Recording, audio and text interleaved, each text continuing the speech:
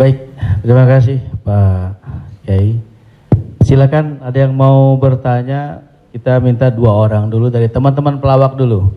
Ya, nampaknya muka lagi banyak masalah. Silakan. Yang mau bertanya? Adek Jigo. Bismillahirrahmanirrahim. Assalamualaikum warahmatullahi wabarakatuh. Terima kasih Ustadz. Kebetulan saya pribadi juga sebagai komedian Ustadz. Dan mewakili teman-teman semua, kakak-kakak, abang-abang semua. Kita di panggung itu selalu menghibur. Namun ketika momen ada sesuatu yang harus kita keluarkan, kadang menjatuhkan orang. Mulai dari fisik, mencela dan lain-lain. Yang saya mau tanyakan, apakah dengan niat kita menghibur menjadi catatan, apakah menjadi catatan dosa untuk kita? Terima kasih Ustaz. Ada seorang ulama dipanggil Imam Abu Hatim, tapi kemudian di ujung namanya itu ditambahkan kata Al-Asam. Asam diambil dari kata summum, bukmun, omyun. Omyun buta, bukmun bisu, summun tuli, peka. Jadi Abu Hatim Al-Asam artinya Abu Hatim peka, tuli. Secara bahasa itu menjatuhkan orang. Siapa itu? Itu Abu Hatim peka, Abu Hatim tuli. Karena ada beberapa orang, ada Abu Hatim, yang ini Abu Hatim peka, tuli. Tapi kenapa nama itu tetap tersemat di belakang namanya? Dan tidak ada ulama yang melarang menggunakan peka itu di belakang namanya. Karena dia tidak merasa dijatuhkan dengan itu. Lalu kemudian itu pula tidak menjatuhkan dia di depan orang banyak. Apa sebab kronologis dia dipanggil Al-Asam?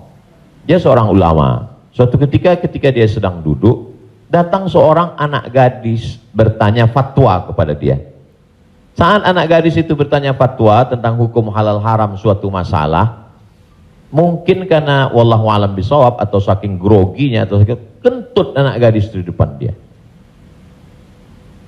Dia ingin menjaga marwah, harkat, martabat anak gadis ini supaya jangan sampai merasa malu, maka dia diam, pura-pura nggak dengar. Akhirnya anak gadis itu nggak jadi malu, pulang dan dia cerita ke orang lain. Aku tadi mengalami begini dan aku kentut di depan Imam Abu Hatim. Terus apa komen dia? Ternyata Abu Hatim itu peka. Dipanggil orang Abu Hatim Al-Asam, peka.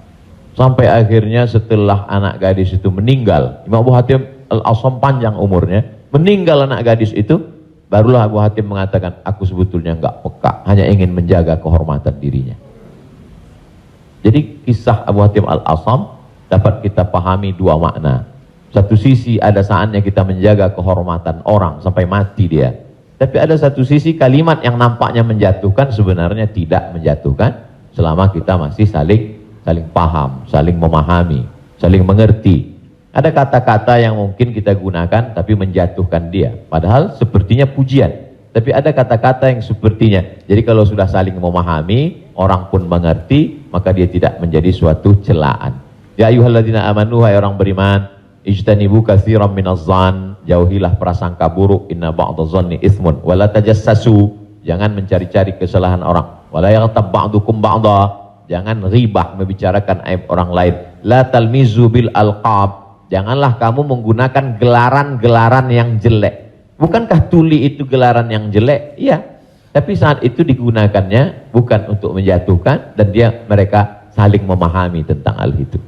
Wallahu a'lam bishawab. Baik Ustaz, satu pertanyaan seputar dunia entertain.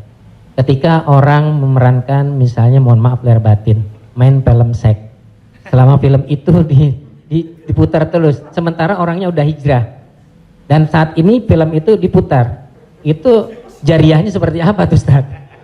Nah, ini mohon maaf lahir batin Ustaz. Hah?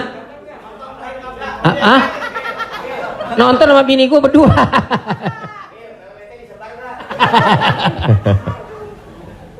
Man sanna fil islami sunnatan hasanatan, siapa yang membuat perbuatan yang baik, falahu ajruha, dia dapat pahalanya, wa ajru man amila biha, dan orang lain yang terinspirasi dengan itu Jadi kalau Paski membuat rumah tahfiz, lalu kemudian komunitas-komunitas yang lain terinspirasi dengan itu, maka dapat pahala min ghairi an yanqusa min ujurihim syai'un. Pahala mereka tidak berkurang, sama-sama dapat 100 min ba'dih, setelah mati. Itu kalau yang baik. Bagaimana dengan yang tidak baik seperti yang tadi? Man sanna fil islami sunnatan sayyi'atan. Siapa yang membuat sesuatu yang tidak baik, falahu wizruha, dia dapat dosanya, wa wizru man amila biha, dan dosa orang lain yang melakukannya. Setiap ada terjadi pembunuhan di dunia ini, maka Kabil dapat royalti karena dia yang pertama kali melakukannya. Tapi Kabil tidak sempat taubat, tidak sempat hijrah. Jadi kalau ada yang sempat melakukan perbuatan jelek, dosa, saat dia taubat, dia buat konferensi pers. Saya sudah taubat, sudah mu'alaf kalau dia tidak Islam. Kalau dia sudah masuk Islam, saya sudah hijrah. Maka saya meminta kepada seluruh jamaah yang ada di dunia ini yang masih menyimpan gambar, foto, video saya, tolonglah kalian delete, dan saya minta ampun kepada Allah Subhanahu wa taala. Lebih daripada itu sudah di luar kuasa dia. La yukallifullahu nafsan illa wus'aha. Allah tidak membebani orang lebih daripada usahanya. Ada seorang hamba berpesan di zaman Nabi SAW, nanti kalau aku mati, maka bakarlah jasadku, lalu campakkan debunya ke laut. Kenapa? Karena aku takut bertemu dengan Allah Subhanahu wa taala atas segala dosa-dosaku. Disampaikan kepada Allah Subhanahu wa taala. Kata Allah, aku ampuni hambaku itu karena masih ada rasa takut dalam hatinya. Makanya khotib naik ke atas mimbar, pesannya ittaqullah, takutlah kepada Allah. Kenapa kurban Habil diterima, kurban Kabil tidak diterima? La imbasatta ilayya yadaka litaqtulani, andai kau ambil batu besar untuk kau timpakan ke atas kepalaku, kata Habil, ma ana bibasiti yadiya ilaika liaqtulak, aku tidak akan membalas untuk membunuh wahai saudaraku. Kenapa? Inni akhafullah, aku takut kepada Allah Subhanahu wa taala. Saya yakin Mas, Abang yang berprofesi dalam dunia keartisan ini, apa yang membuat hijrah ini? Masih ada rasa takut di dalam hati. Rasa takut inilah yang kita pupuk bersama. Ada takut 5%, 5% kita jadikan menjadi sebuah komunitas, lalu kemudian kita jadikan sebuah amal nyata dalam kehidupan, disupport oleh Pak Prof dengan keluarga besar almarhumah, diberikan kesempatan untuk menuntut ilmu di Fakultas Hukum, di penyiaran Islam, maka dia menjadi gerakan yang luar biasa. Wallahu a'lam. Terima kasih. Selanjutnya ada adik Ginanjar Sukmana. Setelah itu Bang Atet Jakaria. Terima kasih Bang Tola, Tobek Lala. Ustadz, tadi Ustadz cerita bahwa Rasulullah juga bergurau, tapi gurauannya itu tidak pernah berdusta, dan itu yang tidak boleh, kata Rasulullah. Sementara teman-teman pelawak, sadar atau tidak sadar, lawakannya itu banyak berdustanya juga Ustaz. Cari-cari, mengada-ada kan, karena memang tujuannya untuk membuat orang tertawa. Tapi kalau saya kan, maaf, saya bukan pelawak, saya peragawan Ustaz. Jadi peragawan pakaian anak-anak. Jadi saya dengar dusta kan gitu ya. Contohnya kayak tadi gitu. Atau Bopak umpamanya dia mengatakan dirinya ganteng, dia cerita bahwa banyak cewek yang suka sama dia, itu kan berdusta Ustaz. Iya kan? Fitnah kan? Kita Willy. Enggak, tapi kalau soal ketampak. Jadi mohon dijelaskan kembali oleh Ustadz Abdul Somad batasan bagaimana di dalam melawak yang tidak boleh berdusta, sehingga kalau memang ternyata pelawak tidak boleh berdusta dalam melawakannya, mungkin saya sedang pikir-pikir dulu untuk melanjutkan profesi ini Ustaz. Saya takut masuk neraka. Terima kasih Ustaz Abdul Somad. Assalamualaikum warahmatullahi wabarakatuh. Ada saatnya kita berilustrasi, menceritakan suatu kisah. Jadi sebetulnya para penulis novel Islam pun dia sebenarnya kisah itu ada juga yang fiktif atau dicampur antara nyata. Bahkan Buya Hamka menulis kisah campuran antara tenggelamnya kapal Panderwick adalah campuran antara nyata dan fiksi. Apakah ketika orang bercerita tentang fiksi itu dia berdusta? Tidak.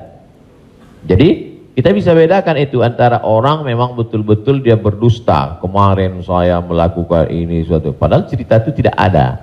Beda dengan dia misalnya katakan, saya ini Ustadz seorang peragawan, tapi peragawan pakaian anak-anak. Tidak, Mas Ginanjar tidak sedang bercerita, kemarin di mall saya memperagakan pakaian anak-anak Pak Ustadz. Ketika saya pakai pakaian anak SMP, semua ketawa. Itu dusta. Tapi ketika dia katakan cerita awal tadi, semua orang tahu bahwa dia tidak sedang memperagakan pakaian anak-anak. Dia hanya sedang menunjukkan tentang dirinya. Secara sebenarnya di balik kalimat itu Mas Ginanjar sedang menjatuhkan dirinya di hadapan orang lain. Kan? Dan kita tertawa dengan dia menjatuhkan dirinya. Mohon maaf, bahwa beliau mengatakan fisik saya seperti anak-anak dan saya andai pun menjadi peragawan hanya sesuai memperagakan pakaian anak-anak. Hari ini orang tidak menjatuhkan dirinya, dia menjatuhkan orang lain, menjatuhkan tokoh agama, menjatuhkan ustadz. Ada suatu kesalahan dalam cara dia berpikir. Bahwa beliau menjatuhkan dirinya, dia tidak usah. Karena dia sedang, tapi dia tidak sedang berbohong. Dia hanya sedang bercerita. Insya Allah penjelasan saya itu bisa dipahami. Yang tidak bisa itu adalah ketika orang seolah-olah dia bercerita, dia kemarin saya menjadi sebuah cerita seakan-akan orang mengatakan dia nyata. Padahal sebetulnya hanya bohong belaka supaya orang tertawa. Itu yang dilarang oleh Nabi Muhammad SAW. Wallahu a'lam. Baik, Assalamualaikum warahmatullahi wabarakatuh. Nama saya Ted Zakaria Ustadz. Saya pernah ketemu Ustadz di airport waktu itu mau berangkat umroh. Yang saya ingin mohon penjelasan dari Ustadz. Sekarang ini banyak pelawak-pelawak yang ikut ceramah juga. Pelawak sekarang ini dibutuhkan di mana-mana buat ikut ceramah. Padahal kalau kita lihat pelawak itu kemampuannya sangat minim, bahkan sudah menjual dengan harga yang mahal. Mohon penjelasannya Pak Ustadz, di mana bolehkah seorang pelawak itu melucu atau melawak di dalam satu ceramah? Nah, kita lihat yang namanya pelawak ini sekarang menjadi daya tarik sebelum ustadznya yang asli itu datang. Saya sendiri umpamanya berapa kali ngikut Raja Dangdut kemana, saya jadi bemper biasa di depan. Tapi saya mengingat bahwa ilmu saya belum sampai ke situ. Tapi saya memaksakan diri untuk menarik. Saya sadar bahwa ilmu saya belum seberapa untuk ke masyarakat yang penuh itu. Mohon penjelasannya Ustaz. Terima kasih. Assalamualaikum warahmatullahi wabarakatuh. Waalaikumsalam warahmatullahi wabarakatuh. Bedakan antara da'i dengan alim fatwa. Da'i dia mengajak orang ke jalan Allah. Sedangkan alim yang mengeluarkan fatwa, dia adalah orang yang berijtihad. Apakah dia berijtihad sendiri mengambil dari Quran, sunnah, ijma', qiyas, syar'u man qablana, saddu zara'i, qaulus sahabi, istihsan, istishab, urf, atau dia membaca fatwa ulama lalu dia sampaikan dengan kemampuan dia baca kitab kuning. Jadi jangan kita pukul rata. Jadi jangan nanti ketika ada di antara sahabat-sahabat dari Paski mengajak orang sholat, ngajak puasa sunat, lalu kemudian di antara kita, ngapain ente ngajak-ngajak saya sholat? Ente kan bukan ustadz. Padahal mengajak orang berbuat baik adalah kewajiban kita semua. Nahnu du'an qabla kulli syai'. Sebelum jadi apapun, tugas utama kita adalah mengajak orang berbuat baik. Kuntum khaira ummah, kalian umat yang terbaik. Kapan kita menjadi umat yang terbaik? 3. Ta'muruna bil ma'ruf, ajak orang buat baik. Wa tanhauna 'anil munkar, larang orang buat mungkar. Wa tu'minuna billah, beriman kepada Allah. Jadi kalau hanya sekedar ngajak orang sedekah, ngajak donasi buat rumah tahfiz, ngajak ngumpulin beras untuk santunan yatim fakir miskin, maka pelawak boleh, penyanyi boleh, polisi boleh, siapapun. Karena itu tugas sebagai seorang muslim, amar ma'ruf nahi mungkar. Yang tidak benar itu adalah ketika dia sudah dianggap sebagai ustadz dan ditanyakan suatu masalah dan dia terdesak, akhirnya dia bicara padahal dia tidak mengerti. La taqfu ma laisa laka bihi ilmun. Jangan kamu bicara pada sesuatu yang kamu tidak tahu. Inna sam'a, telinga, wal basar, mata, wal fuad, hati dan pikiran, kullu ulaika kana anhu mas'ula, kau akan disoal, kau akan ditanya, diminta pertanggungjawaban di hadapan Allah Subhanahu wa taala. Jadi kalau abang, mas diajak dalam acara dakwah sebagai pengantar supaya masyarakat mau mendengar, supaya ramai, hadirilah tablik akbar Ustadz Fulan bersama grup Paski untuk sebagai pengantar 5-10 menit, silakan. Tapi setelah itu nanti Ustadz bicara, pas tanya jawabnya serahkan ke Ustadz. Nah, jadi selama tetap kita menjaga. Jadi kalau diibaratkan rumah makan di airport, ini penyanyi, artis, Ustadz itu sama seperti yang memanggil penumpang supaya mau masuk ke rumah makan.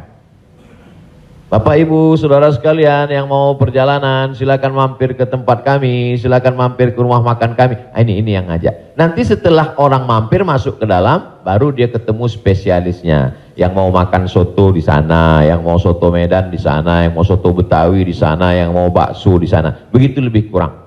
Karena masyarakat kita belum sampai pada level ngaji.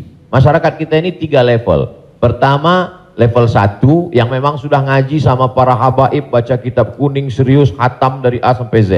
Ini memang nggak perlu pakai pemanggil tadi.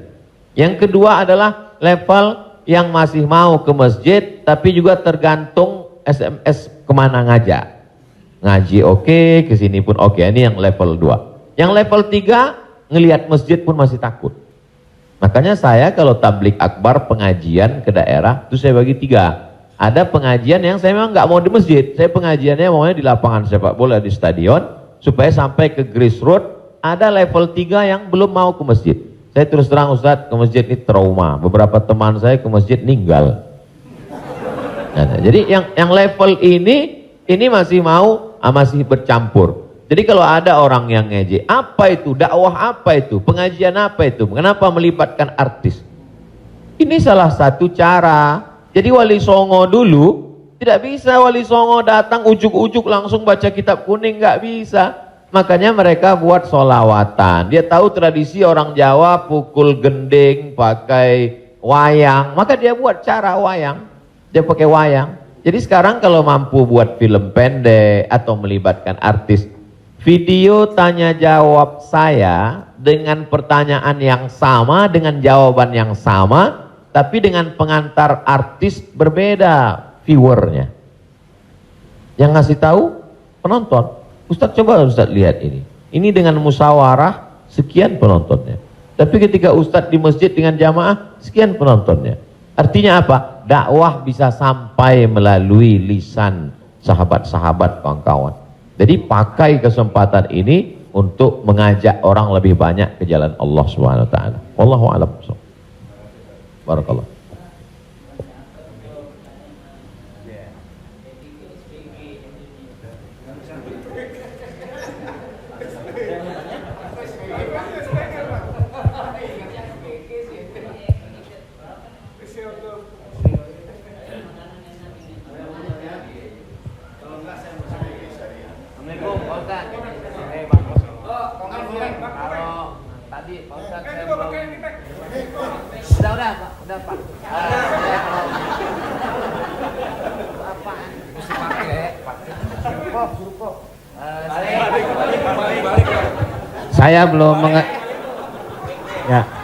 Saya belum paham yang tadi Pak Ustadz bilang apa wasaah apa wasi.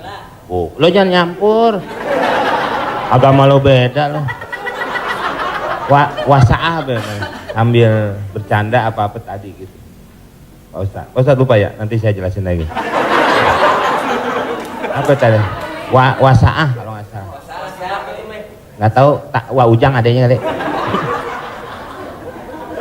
Ya Pak Ustad. Ya itu. Wasilah. Bukan. Wasa'ah apa wasi'ah? Wassalam habis dong. Ya? Sa'ah wa sa'ah. Nah, itu Pak Ustad. Sa'ah. Jadi ketika itu ucapan hadis Nabi. Ada seorang sahabat, dia datang menemui Nabi. Kenapa ketika kami duduk bersamamu ya Rasulullah di dalam Masjid Nabawi, di majelis ilmu, kami merasa dekat dengan Allah. Kami merasa takut kepada Allah. Tapi ketika kami pulang ke rumah, ketemu dengan anak istri bersenda gurau, kok rasanya beda. Lalu apa kata Nabi? Sa'ah wa sa'ah. Hidup ini ada masanya serius, ada masanya bercanda, ada masanya begini. Lau kuntum kama kuntum la safahatkumul malaikah. Seandainya kamu seperti itu terus, seperti saat berada denganku di hadapanku di masjid, tidak berubah-berubah, turun malaikat bersalaman dengan kamu, kata Nabi SAW. Jadi sahabat itu pun mengalami seperti yang kita alami dan kekhawatiran seperti kekhawatiran kita.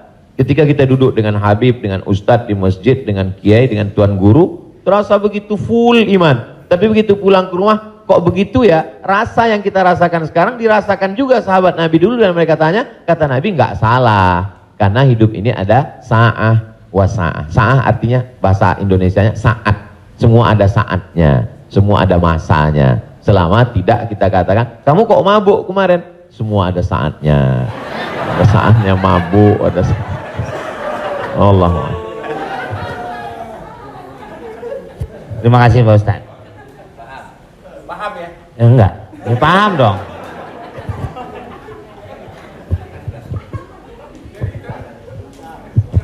Mungkin dari sini ada. Tapi satu lagi pertanyaan, saya mau nanya. Pak Ustadz, ini masalah saya pribadi. Jadi saya ya ada masukan juga ketika hukum riba. Mobil itu ya, ini umum ya kan. Jadi mobil kita jual, kemudian kita coba berusaha cash. Saya untuk menghilangi kredit. Nah, saya mau tanya, ini juga amanat dari keluarga saya, dipastikan lagi. Boleh nggak, Kiai, kita kredit mobil? Padahal padahal ini menjadi hal penting bagi saya untuk mobilisasi kemana gitu. Saya punya anak kan baru kelar UIN. Jadi ini saya lagi diceramai gitu. Papa sudah lah Pak, jual Pak. Kita nggak usah dibeli, lillahi ta'ala aja. Ya saya bilang ini lillahi ta'ala, agak-agak susah nak, dia bilang gitu. Tapi ini real, saya jual, saya mencoba untuk beli cash, nungguin cash lama. Jadi jangan suka buka aib orang, Mbak.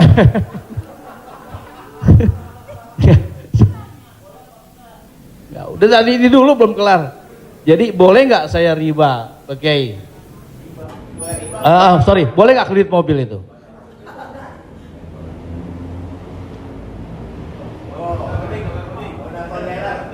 Alhamdulillah CRV jadi baru gue. Buka Google, ada tulisan saya di situ. Nanti Bapak, Ibu, Abang, Mas share ke teman-teman. Buka Google, tulis di situ Somad Morocco, SOMADMOROCCO, Somad Morocco, SOMADMOROCCO, Somad Morocco, spasi kredit, sudah, enter. Somad Morocco spasi kredit, tulisan yang paling atas kredit, ada tanda tanya, aska. Di situ jawaban. Saya sudah tulis tentang masalah kredit ini.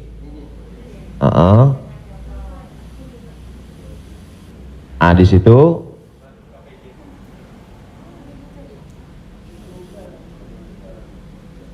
Nah, bisa dibaca. Bisa bahasa Arab, Ustaz. Ada terjemah, Mas Komeng, terjemah di bawah. Terjemah di bawahnya. Terjemah di bawah. Majma' Al-Fiqih Islami membolehkan jual beli dengan tempo. Dah? Membolehkan jual beli dengan tempo, jangka waktu, garis miring kredit pada konferensi ke-6 yang dilaksanakan di Jeddah pada tahun 1990 dalam keputusan tersebut. Jadi jual beli dengan tempo kredit itu boleh. Bawah, ini penjelasannya. Yang bawah langsung bahasa ke jawaban. Jual beli kredit itu tidak ada keberatan di dalamnya, boleh jika waktu dan tambahannya diketahui. Dibayar dalam waktu 2 tahun. Dibayar dalam harga 200 juta. Dicicil 1 bulan 15 juta misal, 10 juta, 12 juta. Meskipun harga kredit lebih mahal daripada kontan. Karena penjual dan pembeli sama-sama mendapat manfaat. Penjual mendapat manfaat tambahan harga dan pembeli mendapat manfaat tempo jangka waktu. Disebutkan dalam Sahih Al-Bukhari. Apakah di zaman Nabi ada kredit? Ada. Dalam Sahih Bukhari, Sahih Muslim, bahwa barirah itu manusia. Waktu itu masih boleh jual manusia, hamba sahaya. Bahwa barirah dijual oleh tuannya dengan cara kredit selama 9 tahun. 1 tahunnya dibayar 40 dirham. Ini menunjukkan bolehnya jual beli kredit. Kesimpulannya, uang dengan barang boleh, tapi uang dengan uang riba. Prof, saya pinjam uang 200 juta. Nanti saya bayar 220. Haram, riba. Tapi ketika saya beli mobil, Prof, saya cicil tiap bulan, maka lunas dalam waktu 1 tahun, itu tidak riba karena akadnya uang dengan barang. Yang jadi masalah ketika kita pergi ke dealer untuk beli mobil, kita katakan kita tidak punya uang cash, dia tidak mau langsung transaksi dengan dia, tapi dia akan libatkan pihak ketiga, penyedia keuangan. Pada akhirnya transaksi kita adalah uang dengan uang. Uang dengan uang, bukan uang dengan barang. Lalu apa solusinya? Pergi ke bank syariah. Kenapa di bank syariah uang dengan barang? Assalamualaikum, waalaikumsalam. Bank syariah, saya mau beli mobil. Terus mau pinjam uang. Kata bank syariah, kami tidak melayani peminjaman uang dengan uang, karena uang dengan uang berbunga haram. Bapak sebetulnya mau beli apa? Mau beli mobil. Kata orang bank syariah, mobilnya kami beli. Bank syariah membeli mobil. Setelah itu bank syariah menjual mobil itu ke kita, maka akadnya kredit sama seperti barirah dibeli pada zaman Nabi, kredit 9 tahun. Jadi akadnya adalah uang dengan barang. Begitu. Allahu a'lam. Ya alhamdulillah. Beli lagi. Saya lebih kembali lagi pakai syariah. Selanjutnya siapa yang mau bertanya? Silakan umum sekarang. Bang Dery mau nanya? Oh, yang ibu-ibu aja, ibu-ibu. Pak.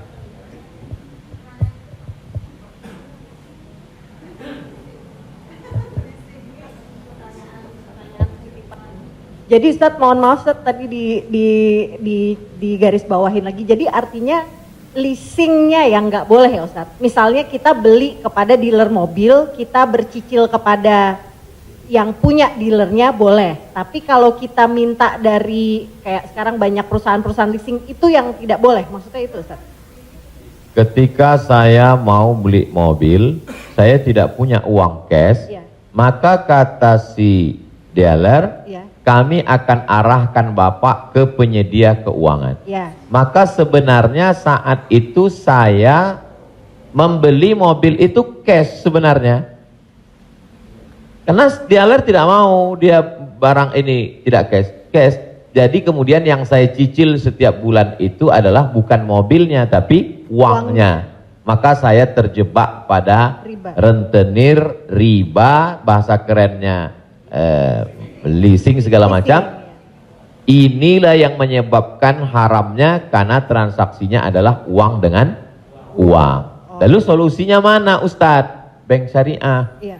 Karena di bank syariah itu disitulah letak. Jadi orang yang tidak mengerti dia katakan sama aja bank syariah dengan konvensional, bedanya pegawainya pakai jilbab, masuknya assalamualaikum. Enggak. Perbedaan dalam jual beli dalam Islam itu adalah pada akadnya. Maka bank syariah membeli mobil itu milik bank syariah, maka saya membeli mobil itu secara cicil, akadnya adalah uang dengan barang.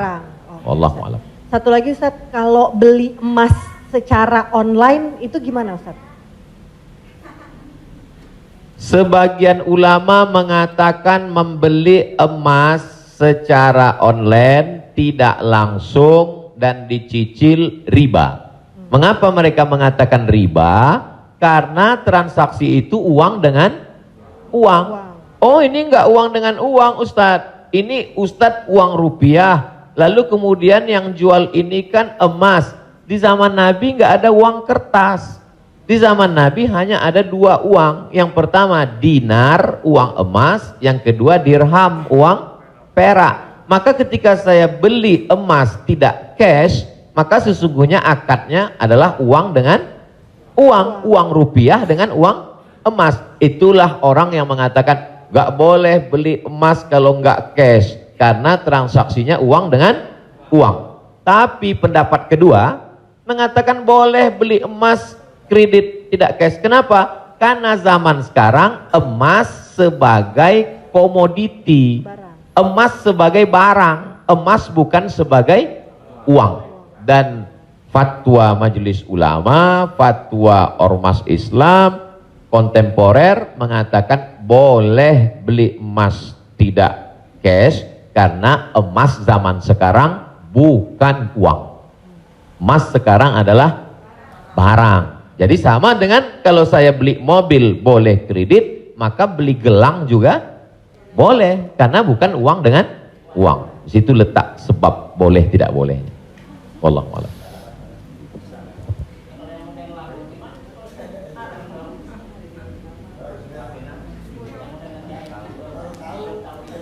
Yang sudah banyak-banyak taubat nasuha, sholat sunat, istighfar. Kalau sedang dalam proses bisa dibom, ada aset yang bisa dijual untuk ngebom supaya selesai, jual lah. Tapi kalau ini aset pokok tidak boleh jual rumah karena rumah pokok, sama seperti makan. Ini kalau saya jual aset ini saya bom meledak semua Ustadz. Ini Hiroshima Nagasaki hancur semua, maka nggak boleh. Azam tekad dalam hati, saya mencari nafkah, saya lunasi sampai habis, nanti setelah ini saya tobat berhenti. Tapi kalau bisa jual satu petak ini lalu ditutup ini, lakukanlah untuk melepaskan diri dari riba, karena riba itu 5 ancamannya. Yang pertama, alladzina ya'kuluna riba la yaqumuna illa kama yaqumul ladzi yatakhabbathu syaitanu minal mas. Orang yang makan riba nanti bangun bangkit dari kubur ketika di padang mahsyar seperti orang kerasukan setan. Yang kedua, ayyumalah min nabata min haramin fannaru aulabih. Setiap daging di badan tumbuh dari yang haram, maka tempatnya api neraka jahanam. Yang ketiga, orang kalau dia makan haram, maka doanya tidak dikabulkan Allah. Mat'amuhu haram, makanannya haram. Mashrabuhu haram, minumannya haram. Malbasuhu haram, pakaiannya haram. Wa ghuziya bil haram, dia diberi makanan haram. Anna yustajabulah, apakah mungkin doanya dikabulkan Allah? Yang ketiga, yang keempat, nasiyatin kazibatin khati'ah. Ubun-ubun, penipu, pembohong, pelaku dosa. Padahal yang berdosa itu tangan, yang berdosa itu mulut. Kenapa dikatakan ubun-ubun? Karena ternyata ada otak bagian depan yang selalu kita usap ketika sedang wudu. Disitulah pemikir.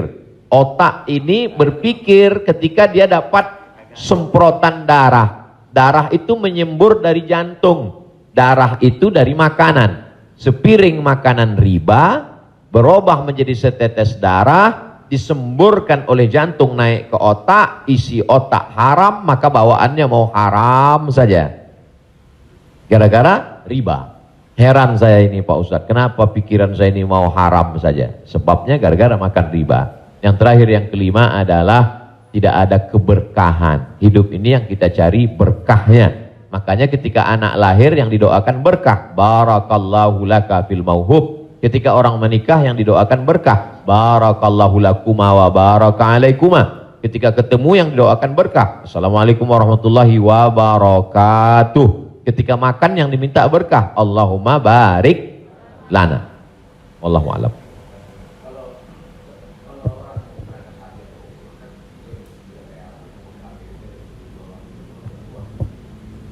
Transaksi uang dengan uang boleh dengan syarat yadan biadin, langsung cash. Maka ketika sampai di Makkah, saya keluarkan uang rupiah, saya katakan saya mau beli rial, langsung cash, boleh. Begitu juga membeli dolar. Saya sampai ke Maroko, saya beli dirham. Maka pemerintah Saudi Arabia tidak akan bisa mengizinkan buka money changer, uang, pertukaran uang ini kalau tidak ada fatwa dari ulama. Mereka amat sangat ketat. Jadi boleh tukar ini selama dia langsung dan cash di tempat itu, langsung jadi. Wallahu a'lam. Ustaz, Assalamualaikum. Ustaz,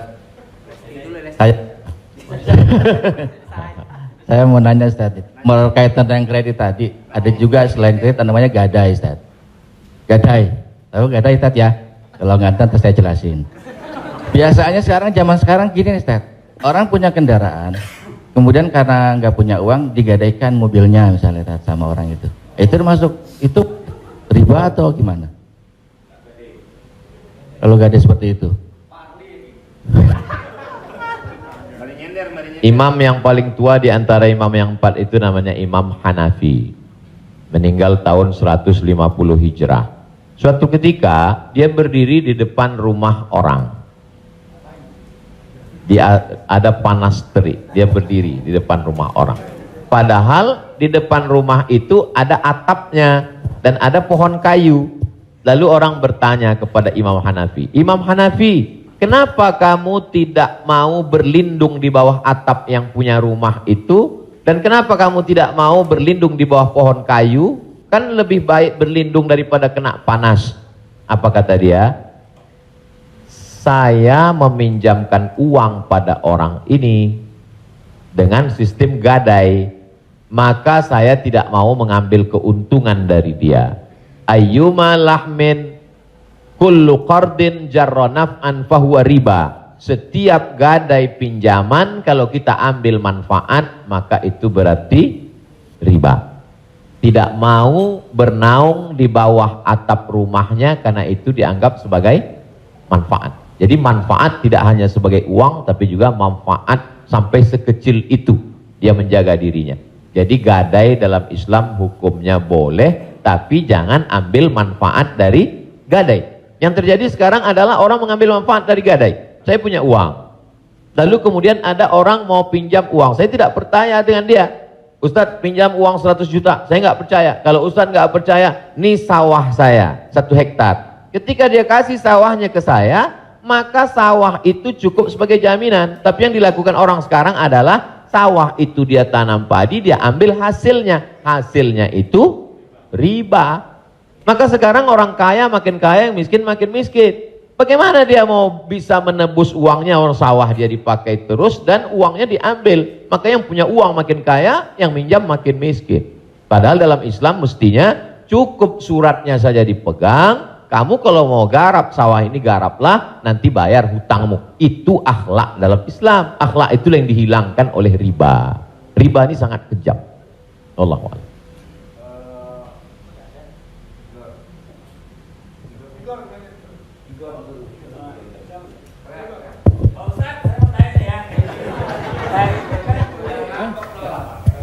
Pak Ustadz, Assalamualaikum. Assalamualaikum warahmatullahi wabarakatuh Pak Ustadz.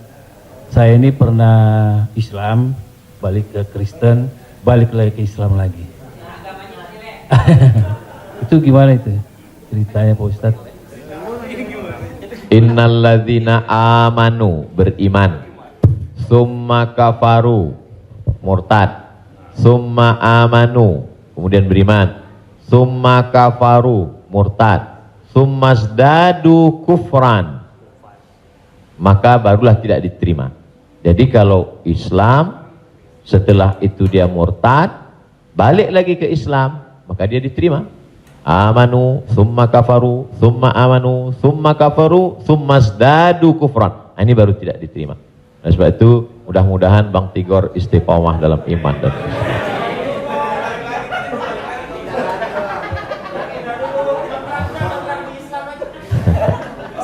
Agama lu kayak angkos bolak-balik.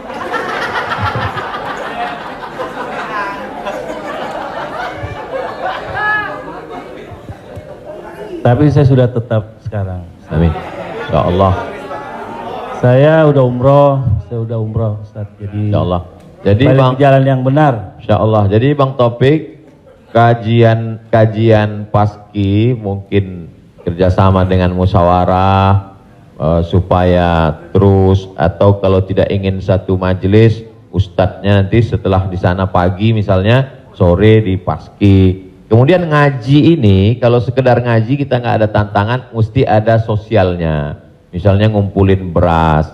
Jadi saya sendiri tidak hanya sekedar ngaji, saya khususkan hari Jumat kedua setiap bulan, saya di Pekanbaru, hari Jumat khutbah Jumat, habis itu bagi beras ke masyarakat pelosok yang sulit. Lalu siapa yang menjadi relawannya? Yaitu relawan-relawan biker subuhan, mantan petato, kemudian hijrah,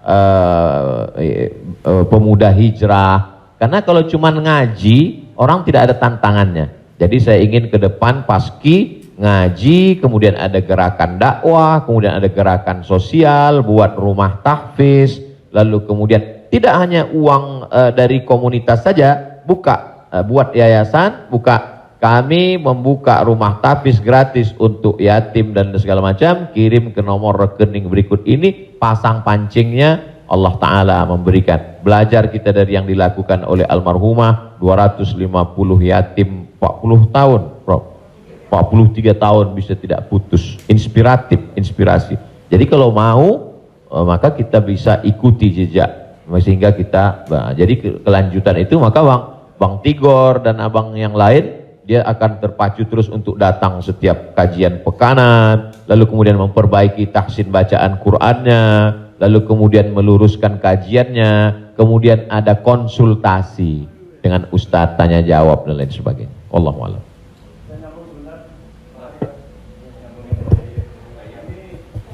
Apakah ada warisan? Karena kalau kita dengar dalam satu, kalau kita melayat, sering orang bilang kalau almarhum atau almarhumah punya utang piutang berhubungan dengan keluarga, sedangkan kita nggak tahu bahwa itu adalah riba, apakah termasuk warisan itu dosanya? Terima kasih. Tidak boleh harta warisan dibagi sebelum dilakukan dua hal. Yang pertama, mim ba'di wasiyatin, keluarkan wasiat. Wasiat hanya sepertiga total harta. Jadi kalau dalam surat wasiatnya, aku wasiatkan ruko ini untuk sekolah tahfiz. Total harga ruko 1 miliar. Sedangkan harta dia cuma 2 miliar. Maka yang jatuh menjadi wasiat hanya 666 juta. Sedangkan sisanya dibagi kepada ahli waris. Pertama, keluarkan wasiat, sepertiga paling banyak. Setelah keluar wasiat, mim ba'di wasiyatin yusabiha au dain. Dain, bayarkan hutangnya. Jadi kalau ada orang meninggal, hutangnya dibayarkan dari harta warisan. Jadi kalau harta warisan habis, apakah anak wajib membayarkan hutang bapaknya? Tidak. Anak hanya wajib membayarkan hutang almarhum dari harta yang dia tinggalkan. Adapun kalau si anak mau berbakti kepada orang tuanya, dia bayarkan, baik, tapi dia tidak punya kewajiban, dia bayarkan dari harta dirinya sendiri. Jadi makanya kadang kita baca, jangan beli ruko ini bermasalah. Di mana letak masalahnya? Karena ruko itu dibagi sebelum hutang dibayar. Muncul masalah. Sebetulnya ruko itu bukan milik anak-anaknya, tapi milik piutang.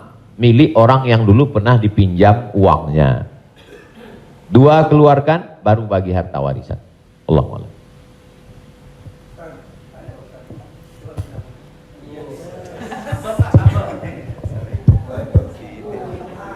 Terima kasih Pak Ustadz. Saya mau tanya tentang peminjaman uang. Saya misalnya meminjamkan uang kepada seseorang, tapi dia nggak mau ganti. Nah terus kita nggak mau nagih karena takut menjadi sebuah permusuhan. Kan ada peribahasa memberikan pinjaman hutang itu sama juga menanamkan musuh. Nah bagaimana hukumnya? Apakah ini harus ditagih sama kita ataukah dibiarkan? Terima kasih Pak Ustadz. Assalamualaikum warahmatullahi wabarakatuh. Waalaikumsalam. Ayat yang paling panjang dalam Al-Quran, 1 halaman penuh, Al-Baqarah 282. Bukan tentang haji, bukan tentang puasa, tapi tentang perjanjian hutang piutang. Ya ayyuhalladzina amanu, hai orang beriman, idza tadayantum bidainin, kalau kamu menjalin transaksi hutang piutang ila ajalim musamma, sampai batas waktu limit tertentu, faktubuh, tulislah. Wal yaktub bainakum katibun bil adli, hendaklah ada seorang penulis yang menulis dengan adil. Wastashhidu syahidaini min rijalikum, ada 2 orang saksi. Antadil, kalau tidak ada 2 orang laki-laki, wa maraat, 1 orang perempuan, wa maraatani, 2 orang perempuan. Antadilla ihdahuma fatudzakkira ihdahumal ukhra. Sedetil itu dalam Al-Qur'an. Jadi kalau saya menagih hutang, sesungguhnya bukan saya sedang mencari musuh, tapi menyelamatkan dia supaya dia dan anak cucunya jangan sampai makan haram. Kalau dia tidak sanggup, ayat yang kedua, fanaziratun ila maisarah, kasih sampai batas waktu dia lapang. Kamu bisa bayar kapan? Insya Allah 1 Mei Pak Ustadz. Tahun berapa? Tahun 2022. Oke, insya Allah Mei 2022 lapang. Tidak juga dia sanggup membayar, lebih banyak minyak kita nagih daripada uang yang mau ditagih. Masuk ayat ketiga, wa antasaddaqu khairul lakum, kamu sedekahkan lebih baik. Aku sudah capek, asam uratku naik, asam lambungku kumat, kau ambil aja lah ini. Wa antasaddaqu khairul lakum, kau sedekahkan lebih baik. Yang menghafal ayat ini yang memberi pinjaman, bukan yang minjam. Sekarang yang menghafal ayat ini yang minjam. Ketika kita tagih, kapan kau bayar? Dibilangnya, wa antasaddaqu khairul lakum, kalau kau sedekahkan lebih baik. Allahu akbar.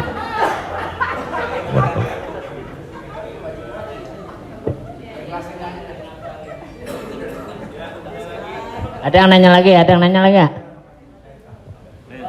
Di luar utang piutang. Saya mau tanya ini Pak Ustadz, kan kalau ada teman yang ulang tahun, kita suka bilang selamat ulang tahun, kita doakan semoga panjang umur. Sementara yang namanya ajal tidak bisa meleset 1 detik, tidak boleh kurang dari 1 detik, tidak boleh lebih dari 1 detik. Lalu bagaimana kita percuma kita berdoa seperti itu dong Ustadz? Iya kan? Ya itu, enggak ya? Terima kasih Ustaz.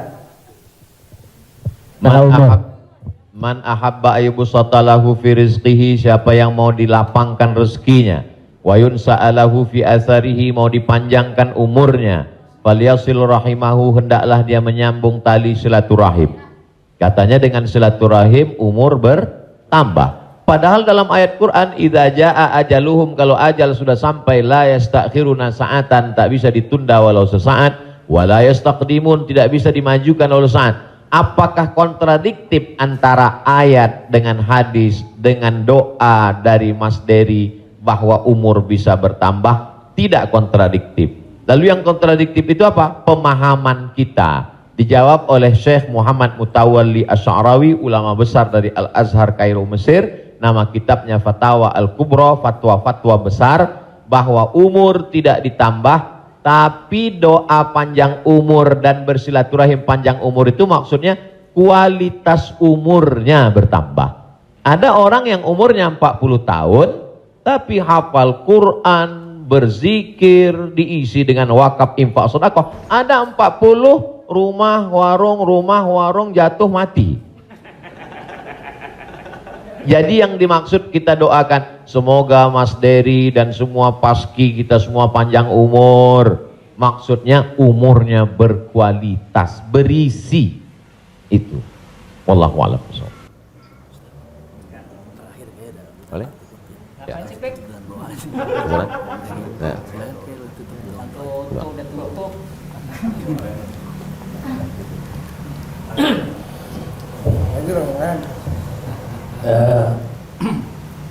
Bapak Ibu yang berbahagia, karena Pak Kiai agak capek besok mau ke Riau, mau pulang kampung. Jadi kita ikut. Biayanya nggak ada lain tuh. Jadi, iya, alhamdulillah sudah dicukupkan untuk pertanyaan. Nanti kalau yang mau bertanya, tulis aja surat, langsung kirim ke Bopak. Biar Bopak yang kirim ke Ustaz Somad. Baik, Bapak Ibu yang berbahagia, alhamdulillah kita sudah mendapat pencerahan. Mudah-mudahan ini menjadi langkah awal kita untuk mendekati agama kita dengan bijak tentunya. Semoga Allah memberikan kecerdasan kepada kita. Di sisa umur kita ini mudah-mudahan menjadi orang yang bermanfaat buat diri dan agama secara bangsa. Amin. Pak Kiai, kita mohon untuk memberi doa untuk acara ini. Terima kasih. Astaghfirullahaladzim, astaghfirullahaladzim, astaghfirullahaladzim, alladzi la ilaha illa huwal hayyul qayyum wa atubu ilaih. A'udzubillahi minasyaitonir rajim. Bismillahirrahmanirrahim. Alhamdulillahirabbil alamin, arrahmanirrahim, maliki yaumiddin. Iyyaka na'budu wa iyyaka nasta'in. Ihdinas siratal mustaqim, siratal ladzina an'amta 'alaihim ghairil maghdubi 'alaihim waladdallin. Amin.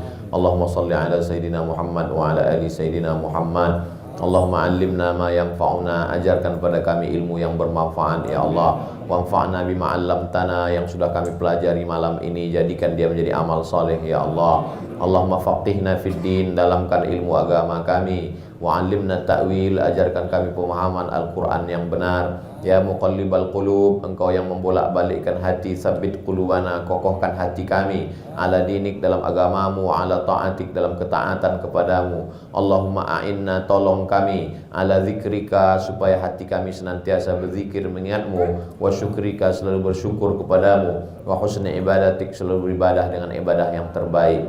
La tada'lana zamban illa ghafartah, wa la aiban illa satartah. Aib cacat kami banyak, tutupi dari hadapan manusia, dan tutupi pula ketika kami menghadapmu nanti ya Allah. Wala maridhan illa syafaitah, ada saudara kami yang sakit, angkat penyakitnya, sehatkan ya Allah. Wala mayitan illa rahimtah, yang sudah meninggal dunia mendahului kami, lapangkan kuburnya ya Allah. Wala hajatan min hawaijid dunya wal akhirati laka ridha walana fiha salah, segala hajat dunia hajat akhirat baik bagi kami dan engkau ridha, illa qadaitaha wa yassartaha, mudahkanlah ya Allah. Rabbana hablana minas salihin, jadikan anak kami anak-anak yang soleh dan solehah, min hufazil Quran wal hafizat, bukakan pintu hati mereka untuk menjadi penghafal Al-Quran. Minal mujahidina fi sabilika bi amwalihim wa anfusihim, mereka akan menolong agamamu dengan harta, nyawa dan kekuasaan yang kau titipkan di tangan mereka. Allahumma khtim lana bi husnil khatimah, tutup umur kami dengan husnul khatimah. Allahumma ja'al akhira kalamina inda intihai ajalina, ketika ajal kami sampai, saat malaikat maut mencabut nyawa kami ingin kalimat terakhir yang keluar dari mulut kami, la ilaha illallah Muhammadur Rasulullah sallallahu alaihi wasallam. Allahumma ja'alna minal mutahabbina bijalalik, sebagaimana hari ini kami berkumpul berkasih sayang karena engkau, maka kumpulkanlah kami di surga bersama Nabi Muhammad sallallahu alaihi wasallam. Sahibul bait yang sudah menyediakan rumahnya, makanannya, segala kebaikan, tak sanggup kami membalasnya. Ajzihim jaza'al hasanah, berikanlah mereka balasan yang baik ya Allah. Allahumma jama'na ma'ahum ma'al habibil mustafa fi jannatikal ula, satukan kami dalam surga jannatul firdaus bersama Nabi Muhammad sallallahu alaihi wasallam. Rabbana atina fid dunya hasanah wa fil akhirati hasanah wa qina adzabannar. Wa sallallahu ala sayyidina Muhammad wa ala alihi wa sahbihi wasallam, walhamdulillahi rabbil alamin. Taqabbalallahu minna minkum, taqabbal ya karim. Saya ucapkan banyak terima kasih kepada keluarga besar almarhumah Profesor Dr. Hajah Tuti Alawiyah, tak dapat saya sebut satu persatu. Saya ucapkan banyak terima kasih kepada Paski. Malam ini amat sangat berbahagia, senang bisa saya bertemu dengan orang-orang yang selama ini saya senangi hiburannya, candanya, gurauannya, mudah-mudahan Allah panjangkan umur mereka insyaallah. Jazakumullah khairal jaza. Wassalamualaikum warahmatullahi wabarakatuh. Waalaikumsalam warahmatullahi wabarakatuh.